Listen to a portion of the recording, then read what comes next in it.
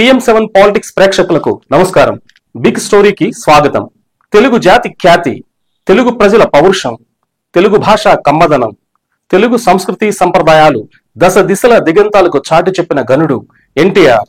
నందమూరి తారక రామారావు ఈ పేరులోనే ఒక థండర్ వైబ్రేషన్ ఉంది. ఆ మహానేత దూరమై నేటికి 29 సంవత్సరాలు అవుతుంది. వెండితెర వేల్పుగా స్వర్గీయ నందమూరి తారక రామారావు ప్రజల హృదయాల్లో చిరస్థాయిగా నిలిచారు. సినిమా రంగంలో మకుటం లేని మహారాజుగా ఒక వెలుగు వెలిగారు. వెండితెర నుంచి నిష్క్రమించి రాజకీయాల్లోకి వచ్చి తన పోరాట పటిమతో అద్భుత ప్రపంచం సృష్టించారు. ఢిల్లీ కోటలను కదిలించి నూతన అధ్యాయనానికి నాంది పలికారు తెలుగుదేశం నందమూరి తారక రామారావు. ఆయన భౌతికంగా దూరమై 29 ఏళ్లైనా ఆయన తెలుగు ప్రజలకు ఒక తీపి గుర్తు, ఒక వెలుగు రేడు. ఎన్టీఆర్ అనేది ఒక పేరు కాదు, ఒక ప్రభంజనం. తెలుగు ప్రజల ఖ్యాతి, తెలుగువాడి విశ్వరూపం. వెండితెరపై రారాజుగా వెలుగొందారు. రాజకీయాల్లో మహానాయకుడిగా రాణించారు. తెలుగుదనానికి ప్రతిరూపంగా నిలిచారు. భారత భాగవత రామాయణాదుల్లో రాముడు, కృష్ణుడు వేషం వేస్తే ఎన్టీఆర్ మాత్రమే వేయాలి అన్నంతగా విశ్వవిఖ్యాత నట సార్వభౌముడు తారక రామారావు పేరు ప్రఖ్యాతులు సాధించాడు. ఎన్టీఆర్ అనేక పౌరాణిక, జానపద, సాంఘిక చిత్రాల్లో వైవిధ్యభరితమైన పాత్రలను పోషించి తెలుగు ప్రజల్లో ఆచంద్ర తారార్కం నిలిచిపోయారు.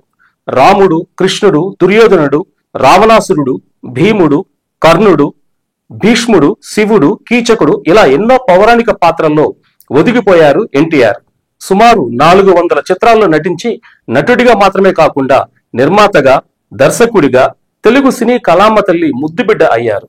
దేశ విదేశాల్లో తెలుగు సినీ పతాకాన్ని జయకేతనం గావించారు. ఎన్నెన్నో అవార్డులు, మరెన్నో సత్కారాలు, దేశంలో ఉన్నతమైన బిరుదుతో నటసింహం గౌరవించబడింది.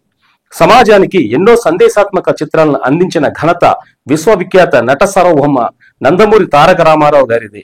ఆయన ఎందరో నటులకు ఆదర్శవంతంగా నిలిచారు. ఏనాడు చిత్ర నిర్మాతలను ఇబ్బంది పెట్టింది లేదు. తన నిర్మాణ సంస్థలో ఏ నటులకు అసౌకర్యం కలిగించింది లేదు. తెలుగు చలనచిత్ర పరిశ్రమలో అప్పటికి, ఇప్పటికీ, ఎప్పటికీ ఆయనే లెజెండ్.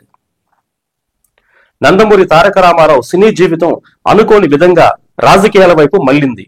వాస్తవానికి నందమూరి సినీ ఇండస్ట్రీలో ఎదురులేని మనిషిగా, విశ్వరూపంతో కథానాయకుడిగా వెలుగొందుతున్న సమయంలో రాజకీయాలపై పెద్దగా ఆసక్తి చూపేవారు కాదు. తన సినీ రంగం గురించే, ప్రేక్షకుల గురించి ఆలోచించేవారు.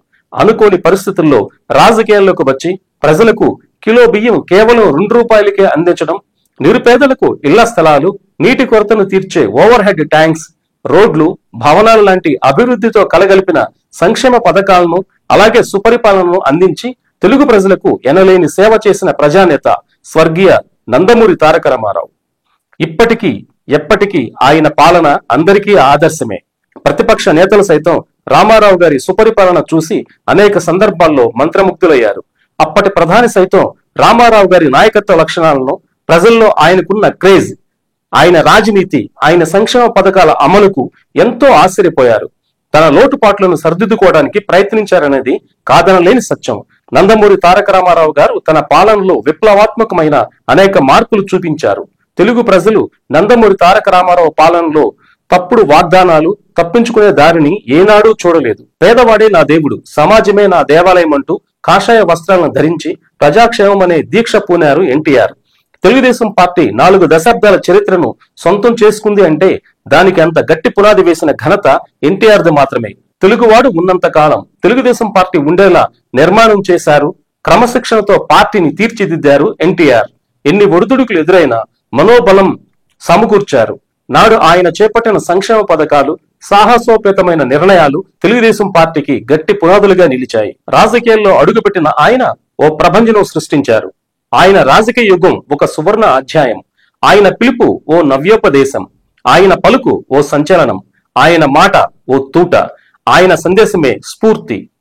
అప్పటి వరకు దేవుడిగా కొలిచిన ప్రజలు రాజకీయ నేతగాను కీర్తించడం మొదలుపెట్టారు.